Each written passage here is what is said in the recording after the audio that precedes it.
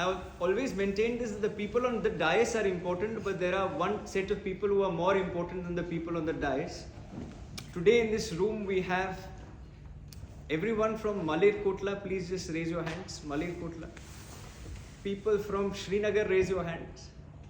Okay, Malerkotla in Srinagar, yes. We've got people from Thrissur, people from Bilaspur, and from 30 different cities across the country. I purposely didn't mention Bombay and Delhi. We obviously have people from Bombay and Delhi, but the real impact that we've been able to create in a small way has been in these cities. And I'm tremendously grateful that all of you have come from different parts of India, traveled. I know for some of you it's been long train journeys that you've taken and then embarked on a couple of flights to just get to London. So to the 110 students who managed to make it here, thank you for making the India-UK Youth Summit possible.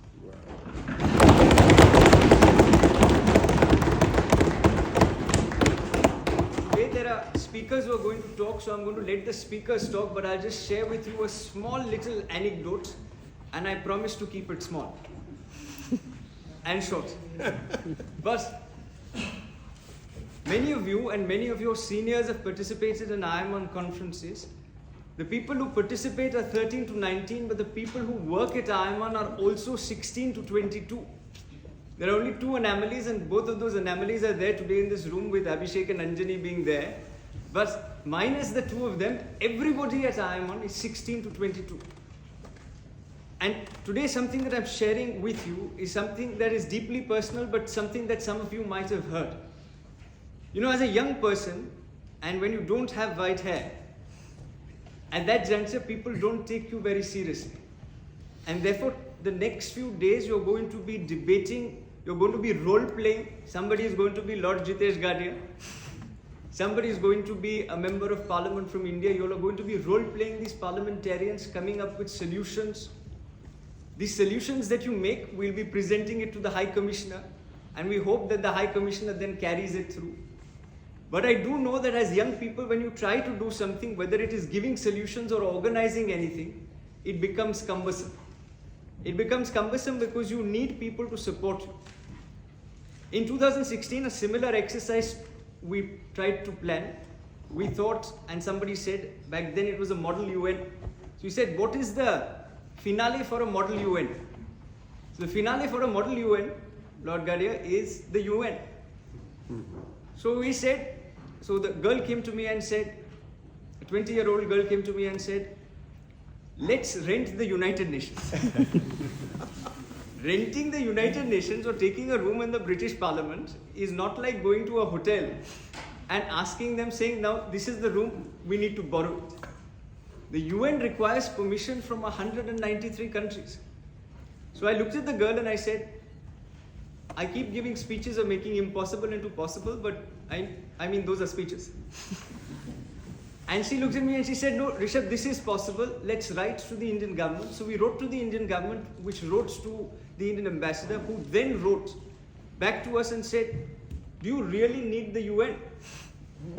And we said, yes, we really need the UN, because what they'll pick up in the UN, what they will pick up in the British Parliament, is something that they won't pick up in Doubletree by Hilton, or they won't pick up in the Grand Hyatt in New York. So he wrote back and he said, we will try. And in 2016, we wrote to 193 countries, and happy to tell you that a young 20-year-old girl led very similar 200-member delegation from India, and on the 15th of August, organized in front of some ambassadors out there, a program in the United Nations for young people to understand the world from the Indian lens. This was the experience in 2016. The event was successful. The Indian ambassador at the end of the event got very excited and happy, and he said, you know, this is a great event. The one thing that was not similar between 2016 and 2024 is, in 16 I did not speak, which is why he said it was a good event. I hope Lord Gadia says this at the end, despite me speaking. But in 2016, at the end of the event, he said, this is a wonderful event.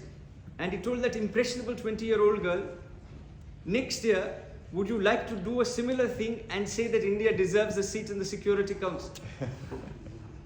So the young girl, very passionate, said, yes, I think we should definitely do something like this.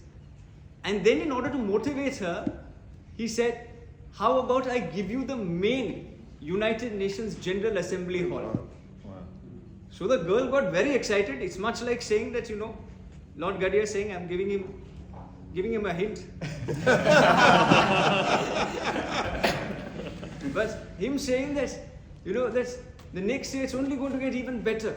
And at the end of that, that girl and the rest of the team for 9 months worked to get 1,000 students from across the country, did multiple competitions, multiple exercises across the country, and also had to raise a lot of money to organize 1,000 people to fly from India to the UN and put them up for 4 days, 5 days is not an easy task. Yes, there's some amount that is contributed, but there's a vast amount that needs to be raised, and raised without a logo. So the girl and the rest of the team got together in order to do something like this, managed to raise those few crores of rupees. At the end of raising those few crores of rupees, and 2 months prior to the event, when everything was ready, coming to Britain or going to New York is not like going from Bombay to Pune. It is much more challenging, and as you know now, making your passports, many of you made your passports for the first time, and then thereafter, you've actually got your visas, a US visa and a UK visa, both are equally tough.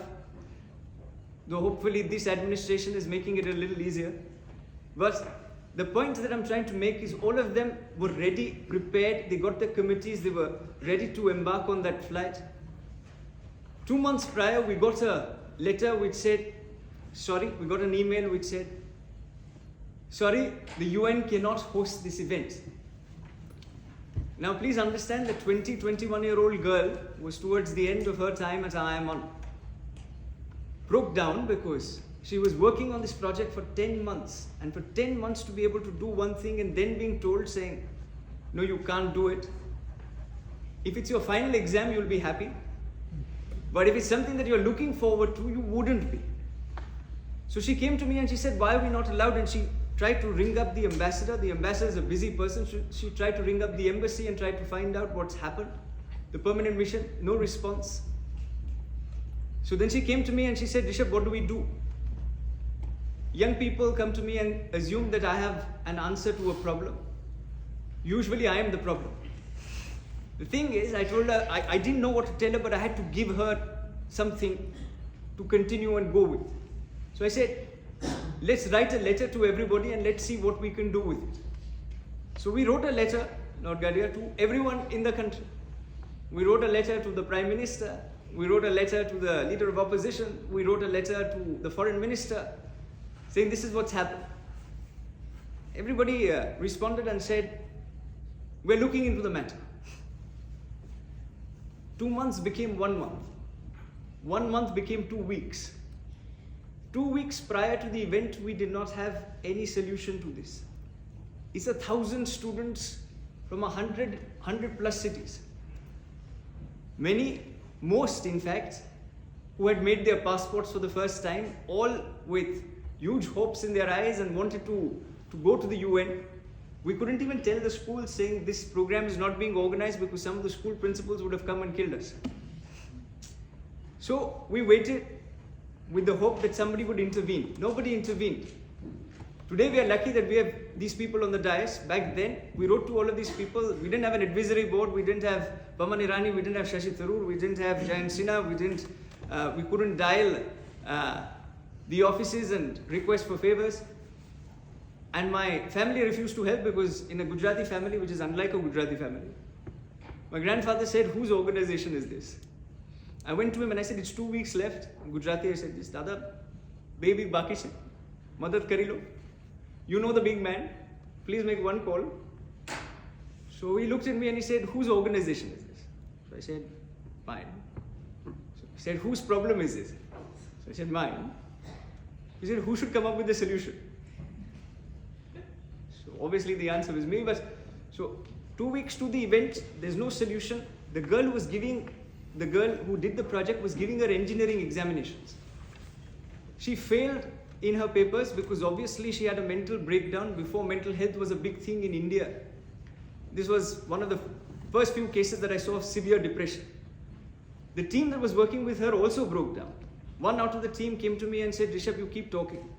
So I said, yes, I know I do that. He said, you've said this in one of your speeches that if you can't hold the year from one end, hold it from the other. It's difficult, but it's possible. So I said, what do you mean?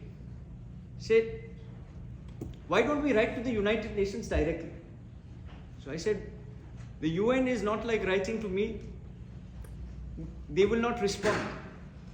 So I said, one of the things that you've taught us is please just write letters. So we wrote the letter. The UN Secretary General, 1 week prior to the event, requests for a video call saying, can we talk to the team that's organizing this? Few of us go on the video call, and then he says,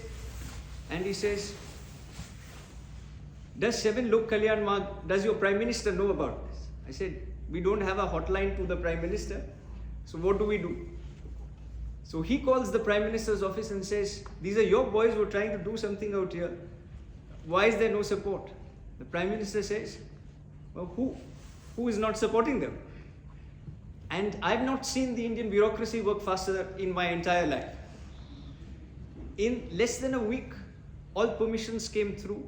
They dialed all the embassies across. 2 countries kind of resisted.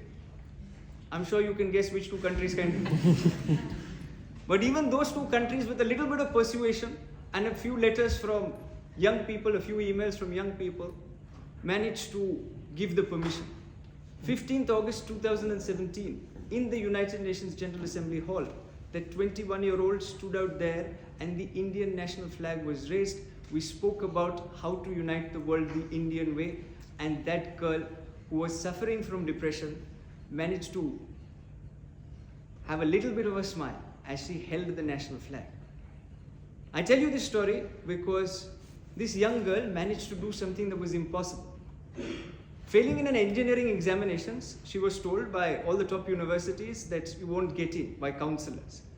And that girl, I egged her on and I said, why don't you apply to the Ivy Leagues and why don't you apply to the better schools such as Oxford and Cambridge, etc., the places that she wanted to go. Everybody looked at me and said, Rishabh, it's stupid, this doesn't happen. Because she's got a KT in engineering, so she won't be taken. So I said, let's give it a shot. She gave it a shot. She wrote this in her SOP that she failed because she was doing this project. She wrote this in the SOP saying she failed because of the project, but this is what the project was.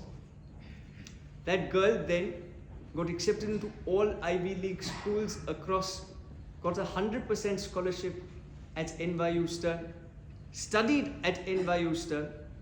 The ambassador has retired from the UN. She started working in the UN. After working in the UN, she later realized that the UN is controlled by a few countries. So then she decided, saying, let me work for the US government. In England, sir, you have Rishi Sunak. In America, they have Kamala Harris. 15 years from now, when you hear a new name in US politics, and that name is Kashvi Jaggi, remember that you heard the story for the first time out here.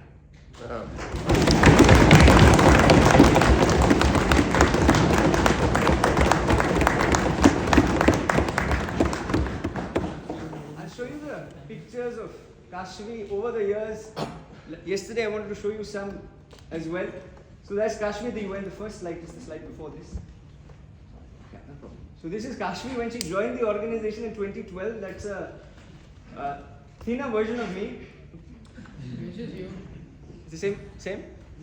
The blue one. Okay. Tucked in. Okay. Well,